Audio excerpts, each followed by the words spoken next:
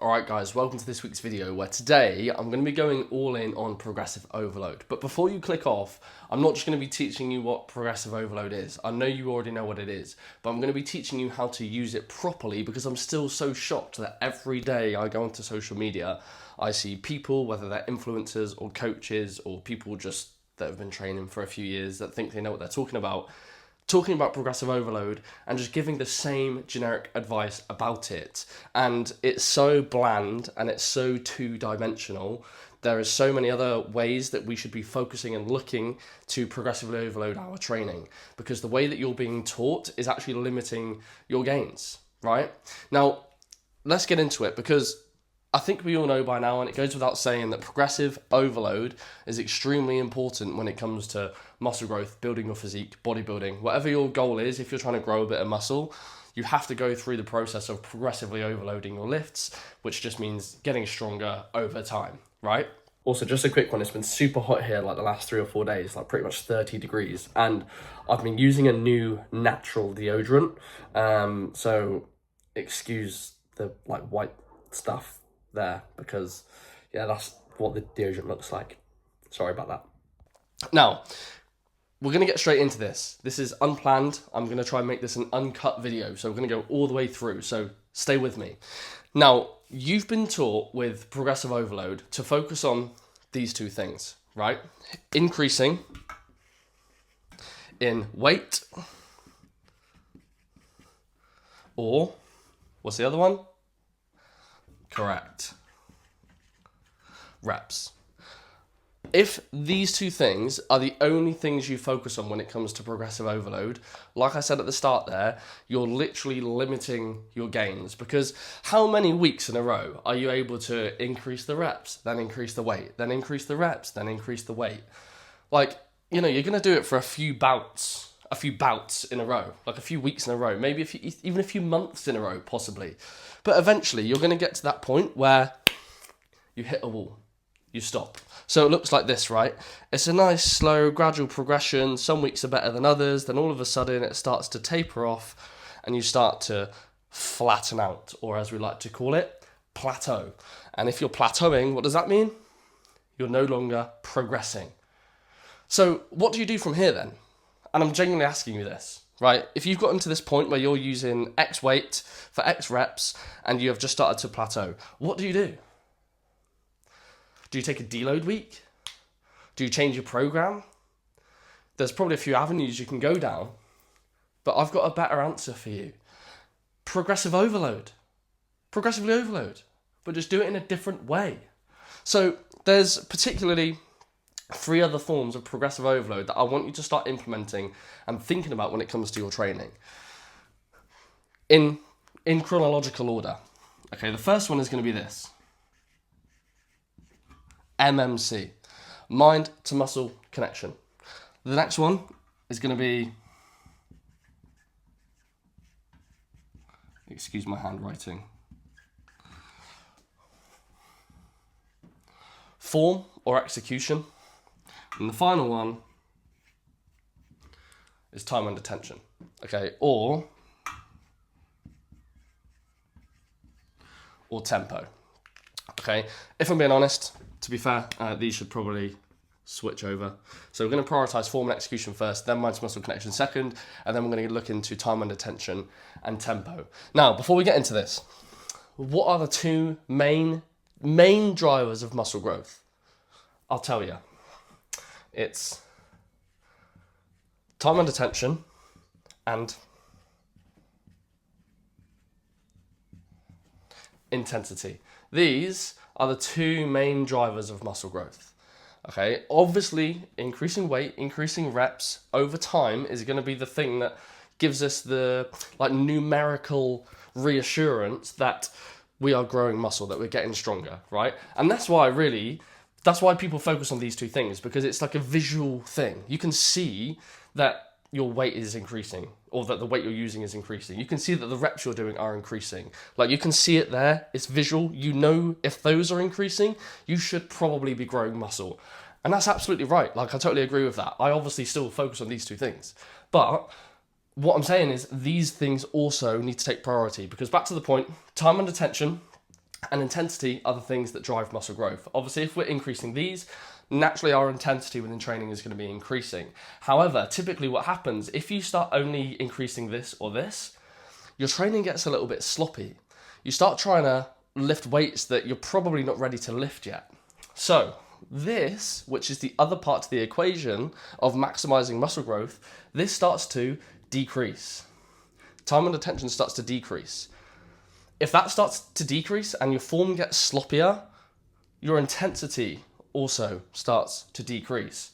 If these two things, which are the main drivers of muscle growth, if they're both decreasing, then you're going to be getting to a point where you're plateauing and you're limiting your gains.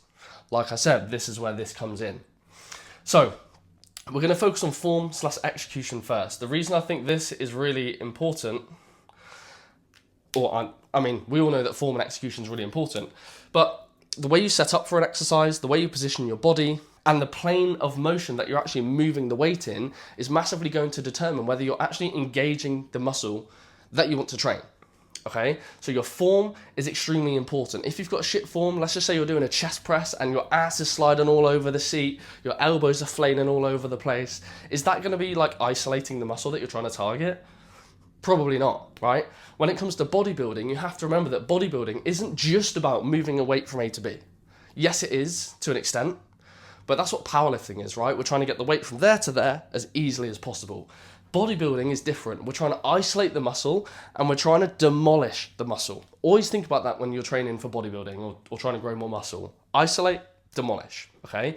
So your form and execution is going to be the thing that drives that the most. Set up properly, position your body properly, and just make sure that you're performing the exercise accurately to where you're trying to train. So that leads me on to the next point, which is mind to muscle connection. Jesus, mate. There's so many times I see it online where coaches are just saying, don't focus on sensation, don't focus on how it feels. And honestly, that's probably one of the dumbest things I've ever heard. As a quick example, my chest has always been my weak area.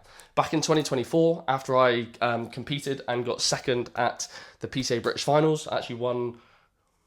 No, I didn't, that was the year before. Anyway, yeah, got second at the PCA Finals. My feedback was more chest growth, more chest development. And I was at a point where I couldn't increase the weight or the reps anymore because my training just got sloppier. So I actually stripped everything back. I reduced my weights by about 20%. I slowed my movements right down and I focused on mind to muscle connection. So I was then really thinking and feeling my chest as I was going through my lifts and going through my training. That built the connection, which then meant I was actually using my chest effectively when I was training. Okay, I also adjusted my form, so I made sure I wasn't locking out my arms. I made sure I wasn't overstretching and putting the tension through my triceps or shoulders. I was keeping it all in my chest, keeping my chest in its active range, and focusing on squeezing through my chest. Last year, I won a PCA Pro card. I won the Natural British Championships. I think my approach worked. My chest grew and my physique became more complete, and then I got rewarded for that. So I think I know what I'm talking about. I think I do. So mind to muscle connection is extremely important. Now, I'm not saying that this is what you have to just only focus on. Don't worry about this or this, just focus on this. That's not what I'm saying. Focus on all of it. But start in this order. Focus on the form and execution. Then focus on feeling the actual muscle you're trying to target. Make sure the muscle you're actually trying to grow and the muscle that you're trying to train within the exercise, make sure it's actually doing the movement and doing the work for you. As soon as you start to feel that muscle disengage from the exercise or your form gets really, really sloppy, then you've probably failed. You've probably achieved failure, which is the whole point of training, right? Because when you achieve failure, you've probably put the muscle through enough repetitions to actually trigger some level of muscle growth. Anyway, so mind to muscle connection is extremely, extremely important. And like I said, I'm not someone who's just going to sit here and say that's the thing that, like every exercise, you have to just feel the muscle. I'm not necessarily saying that, because the point is once you've built the mind to muscle connection, like for me now, I've built that connection really strong and really well to my chest. So yes, when I'm training, I still posture up properly. I still make sure I'm connecting to the area properly, but I have to think about it less.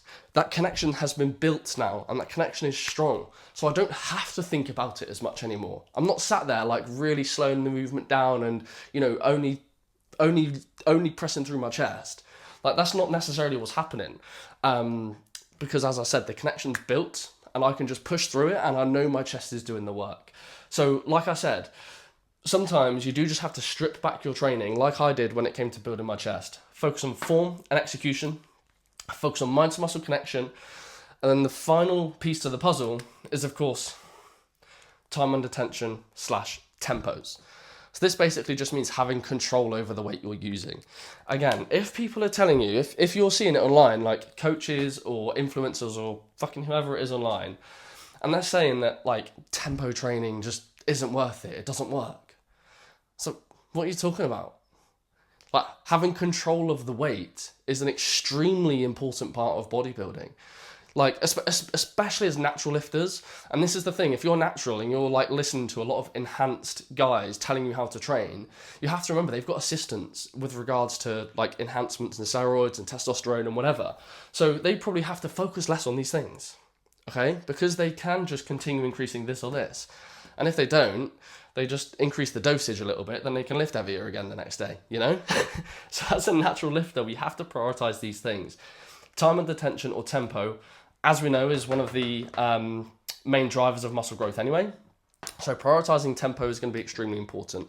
I'm not the type of person that's going to sit here and tell you that you have to like do fucking 10-second eccentric and 3-second holds, but I definitely think it's valuable to just do a couple seconds on the way down, 2 to 3 seconds, control the weight, resist the weight.